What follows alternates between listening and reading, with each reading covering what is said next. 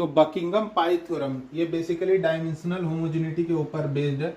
तो ये क्या कहता है कि कोई भी एक फंक्शनल रिलेशनशिप जिसमें n फिजिकल वेरिएबल है उसको हम लोग इक्विवेलेंटली कन्वर्ट कर सकते हैं n minus M dimensionless variable, जिसको कि पाई टर्म्स कहते हैं।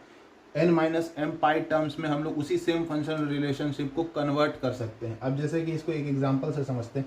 The axial thrust force on a shaft depend diameter, velocity, angular velocity, density, viscosity of the fluid. तो ये जो फोर्स थ्रस्ट फोर्स आ रहा है शाफ्ट के ऊपर, ये इन पैरामीटर्स के ऊपर डिपेंड कर रहा है, ठीक है। इन तो अब हम लोग इसी सेम फंक्शन में क्या कर सकते हैं, इसको इक्वल के इस साइड लाएंगे और एक नया फंक्शन बन जाएगा जो कि force, diameter, velocity, omega, rho, U इन सब पे डिपेंड कर रहा है, इक्वल्स टू ये जीरो है।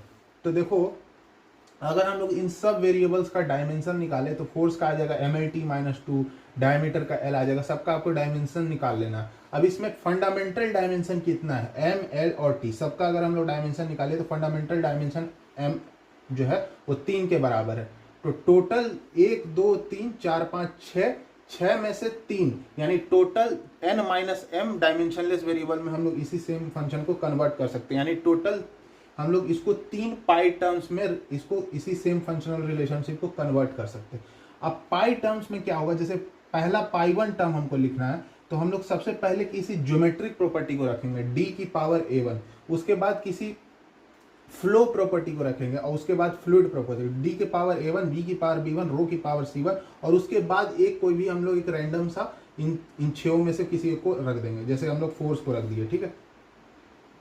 हाँ, जो डी वी रो को छोड़ करके किसी एक रैंडम को हम लोग यहाँ रख देंगे, ठीक है। तो यहाँ में हमने फोर्स को रख दिया, ठीक है। अब ये जो पाई वन है इसका डायमेंशन क्या है, कुछ भी नहीं, तो m0, l0, t0। अब डायमेंशन दोनों साइड से इक्वेट करेंगे। d का डायमेंशन क्या हो जाएगा l, v का डायमेंशन हो जाएगा lt-1, रो का डायमेंशन हो जाएगा ml-3, फोर्स का mlt-2। अब सारे डायमेंशन को प्लस करेंगे और दोनों साइड कंपैरिजन करेंगे। तो यहाँ देखो c1 + 1 आया इक्वल्स टू 0, यहाँ पर आएगा -b1 - 2 इक्वल्स टू 0, ठीक है। और ये फिर इस इक्वेशन में ये जो l का जो पावर है उसको 0 करेंगे तो यहाँ से c1 b1 a1 आ गया। तो पहला पाई वन टर्म आ गया f/ρd² v²।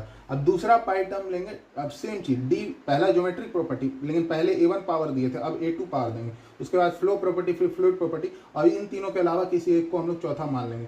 अब इसी तरह से हम लोग पाई 2 वाला कैलकुलेट करेंगे, इसी तरह से हम लोग पाई 3 कैलकुलेट करेंगे और ये जो फंक्शन है ये 3 पाई टर्म्स में इक्विवेलेंटली रिप्लेस हो जाएगा। देखो इसमें एक nu by rho v term आ रहा है जिसको कि हम लोग इसी का रेसिप्रोकल होता है रेनॉल्ड नंबर, और यहीं से ये आया है डायमेंशनलेस नंबर रेनॉल्ड नंबर, ठीक है।